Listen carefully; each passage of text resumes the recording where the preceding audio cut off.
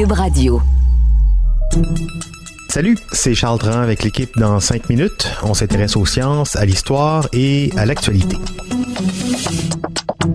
Aujourd'hui, on parle de produits laitiers sans animaux. Et on parle pas de laits végétaux non plus, là. On parle réellement de produits laitiers fabriqués en laboratoire. C'est désormais une réalité à l'aide d'un processus de fermentation. Évidemment, cette innovation, ça amènera les régulateurs à reconsidérer ce qui fait vraiment que quelque chose est du lait ou du fromage, alors qu'on vit dans un monde où les gens ont de plus en plus envie de savoir précisément ce qui se trouve dans leur assiette. Comment ce genre de produit pourra évoluer? Est-ce qu'on appellera toujours ça du lait ou du fromage, si ça vient pas des vaches, mais que c'est pareil? Voici Élie Jeté. La compagnie Perfect Day, créée par le bio-ingénieur Ryan Pandya, est à l'avant-garde d'une révolution alimentaire. Elle fabrique et vend des produits laitiers, mais n'a pas de vaches. Au lieu d'avoir une étable, l'entreprise possède un bioréacteur dans lequel elle cultive des micro-organismes génétiquement modifiés pour sécréter des protéines de lait. Les protéines ne ressemblent pas à celles du lait, elles sont identiques à celles du lait. Avec Perfect Day, Ryan Pandya voulait vraiment faire du fromage à la crème. C'était son rêve. Mais s'il n'a pas encore atteint cet objectif, il a réussi à faire mieux: de la crème glacée. De la crème glacée!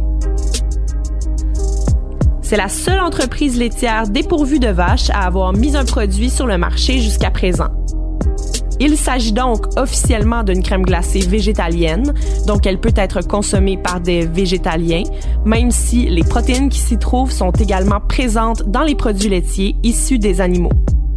Le procédé utilisé est le même que dans une brasserie de bière, mais au lieu de fabriquer de l'alcool, cette entreprise-là crée des protéines de lait. Quand on brasse de la bière, la levure demeure dans le produit fini. Mais ici, on retire les cellules de levure pour obtenir les protéines de lait à l'état pur. Donc, même si elles sont génétiquement modifiées, ces levures-là ne se retrouvent pas dans le produit fini, donc il est bel et bien sans OGM. Les différentes sortes de produits visant à remplacer les éléments de notre alimentation d'origine animale ont déferlé dans les rayons des épiceries depuis quelques années. Beaucoup de gens veulent réduire leur consommation de viande, mais veulent encore manger des hamburgers. Le Beyond Meat est un bon exemple qui a prouvé que la viande végétalienne peut se rapprocher de la réalité. Mais entre manger un steak par jour et ne consommer que des protéines d'origine végétale, une troisième révolution se prépare tranquillement. C'est ce qu'on appelle la fermentation de précision. Ce qui veut dire utiliser des micro-organismes génétiquement modifiés pour fabriquer des produits alimentaires d'origine animale. En ce moment, c'est le lait qui est au cœur de cette révolution, mais tous les types de produits alimentaires animaliers que vous pouvez imaginer sont au cœur d'une étude de ce type-là en ce moment. La fermentation microbienne, ce n'est pas nouveau. Le pain, le fromage, le yogourt, la bière et le vin ont tous été inventés il y a des millénaires et ils tirent une grande partie de leur goût et de leur texture de levures et de bactéries qui mangent leurs matières premières. C'est aussi le cas de la choucroute, le kimchi, le miso, le kombucha, le tempeh et de plusieurs autres produits. En 1990, la Food and Drug Administration des États-Unis a approuvé la chymosine génétiquement modifiée pour la fabrication du fromage. Cette enzyme-là permet à la caséine, protéine du lait, de cailler. Avant qu'on ait accès à cette enzyme de façon génétiquement modifiée, il fallait aller la chercher dans l'estomac de veaux non sevrés. Dans les années 70, il y avait une pénurie, donc les entreprises de biotechnologie se sont lancées dans la production de la chymosine. Aujourd'hui, la chymosine génétiquement modifiée est présente dans 90% des produits alimentaires qui en nécessitent. Cette technologie des années 70 consiste donc à cloner le gène et le coller dans une bactérie ou une levure. C'est ça la fermentation de précision. Aujourd'hui, dans le milieu de l'innovation en fermentation de précision, les 3/4 des entreprises travaillent sur le lait. Grâce à ça, la start-up Perfect Day dit utiliser 98% moins d'eau et 65% moins d'énergie que ce qui est nécessaire pour la production de lait d'origine animale.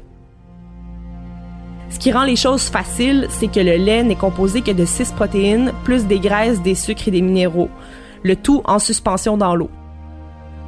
Perfect Day, en ce moment, produit des protéines de lactosérum dans un champignon. Ça donne donc un lactosérum non animal et c'est le composant laitier de leurs 3 marques de crème glacée végétalienne actuellement en vente aux États-Unis.